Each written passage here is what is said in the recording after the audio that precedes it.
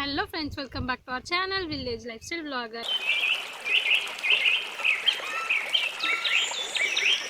நாம இன்னைக்கு இந்த வீடியோல என்ன பார்க்க போறோம்னா இப்போ வந்து மயில்லாம் ரொம்ப நிறைய ஆயிருச்சு. ஸோ என்ன ஆகுதுன்னா நம்ம காட்டில் ஏதாவது வெள்ளாமல் பண்ணுறோம் அப்படின்னா அதெல்லாம் வந்து ரொம்ப நாசம் பண்ணுது. அதை ஏதாவது தொந்தரவும் பண்ணக்கூடாது இல்லையா மயில. ஸோ தொந்தரவு பண்ணாமல் அதை எப்படி அந்த நம்ம வெள்ளாமையை காப்பாற்ற முடியும்னு சொல்லி அந்த வீடியோவில் நம்ம பார்க்க போகிறோம். வந்து அதுக்கு என்ன பண்ணலாம் அப்படின்னா வேலி போடலாம். நம்ம 4-5 குச்சி வச்சு இந்த மாதிரி டோயின் மாதிரி சுற்றி கட்டி விட்டோம் அப்படின்னா எதுவும் வராமல் இருக்கும். அதை எப்படி பண்ணுறதுன்னு சொல்லி இந்த வீடியோவில் நம்ம இன்னைக்கு பார்க்கலாம் வாங்க.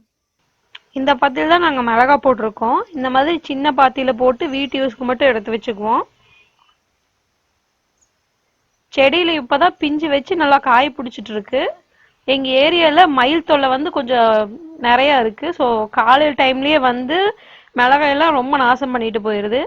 இப்படியே விட்டுட்டு இருந்தால் காய் பிடிக்கவே விடாது. ஸோ மயிலிருந்து காப்பாற்றுறதுக்காக சுற்றியும் வேலி போடலாம் அப்படின்னு சொல்லி பிளான் பண்ணியிருக்கோம். ஏற்கனவே வெங்காய காட்டில் இந்த மாதிரி ஒரு பிரச்சனை வந்துச்சு.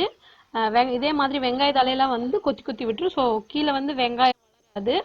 அப்போ வந்து டொயின் நூலை வச்சு நாங்கள் 3 அடி ஹைட்டுக்கு வேலி போட்டிருந்தோம். அப்புறம் மயில் வந்து உள்ளேயே வரல. டொயின் கட்டினதுக்கப்புறம் மயில் பறந்துக்கேது உள்ளே வந்து உட்காந்துருமோ அப்படின்னு சொல்லிட்டு எங்களுக்கு ஒரு டவுட் இருந்துகிட்டே இருந்துச்சு. ஆனால் மயில் வந்து டொயின் கட்டினதுக்கப்புறம் பக்கத்தில் கூட வரல. இதை பார்த்தீங்கன்னா ஆல்ரெடி வெங்காய காட்டில் 2 மாதம் வேலி போட்டிருந்தோம். ஆனால் இது இன்னும் ஸ்ட்ராங்காகவே இருக்குது. இதோட விலை வந்து 1 கிலோ 65 ரூபா. கம்மியான செலவில் வேலியும் போட்டுக்கலாம், மயில்கிட்ட இருந்தும் நம்மளோட வெள்ளாமையை பாதுகாத்துக்கலாம்.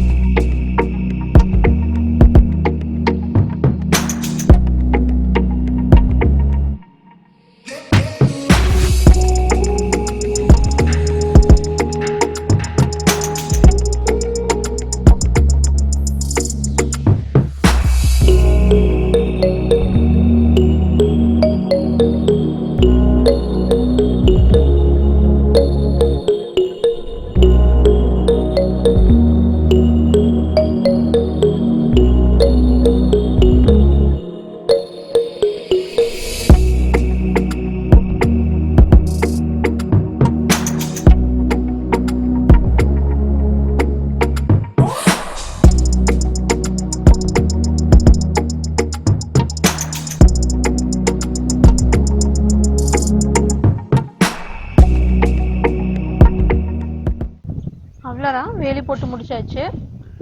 நாங்கள் 2 அடி வர மாதிரி டொயின் கட்டியிருக்கோம். டொயின் கட்ட ஆரம்பிக்கும் போது ஃபர்ஸ்ட் லைன் மட்டும் தரையோட ஒட்டி வர மாதிரியும், அடுத்த லைன் வந்து கொஞ்சம் நெருக்கமாகவும், அதுக்கும் மேலே போக போக நல்லாவே கேப் விட்டு கட்டிக்கலாம். நாங்கள் கட்டுறப்ப நாங்கள் நல்லா பெரிய குச்சியாகவே வச்சு கட்டிட்டோம். நீங்கள் கட்டுறப்ப ஒரு 3-4 அடி குச்சி வர மாதிரி வச்சு கட்டிக்கோங்க. இந்த மாதிரி வேலி போடுறப்ப பளபளன்னு மின்ற கயிறையும் சேர்த்து கட்டுவாங்க. இது எதுக்குன்னா வெயில் டைம்ல இந்த கயிறு வந்து நல்லா பளபளன்னு மின்னும். ஸோ இதை பார்த்துட்டு மயில் வந்து பயந்துட்டு பக்கத்துல கூட வராது. நாங்க இந்த கயிற்றுக்கு பதிலாக எங்க வீட்டுல இருந்த பழைய சீடியை கட்டுறேன்.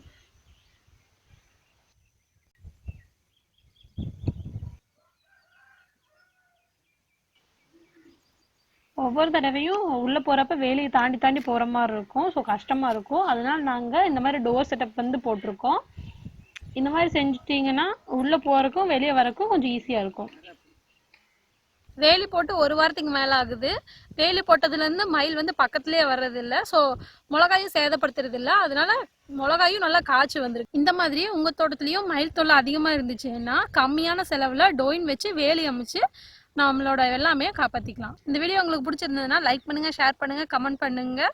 இதே மாதிரி விவசாய டிப்ஸ் உங்களுக்கு வேணும் அப்படின்னா village life style vlogger subscribe பண்ணுங்கள்.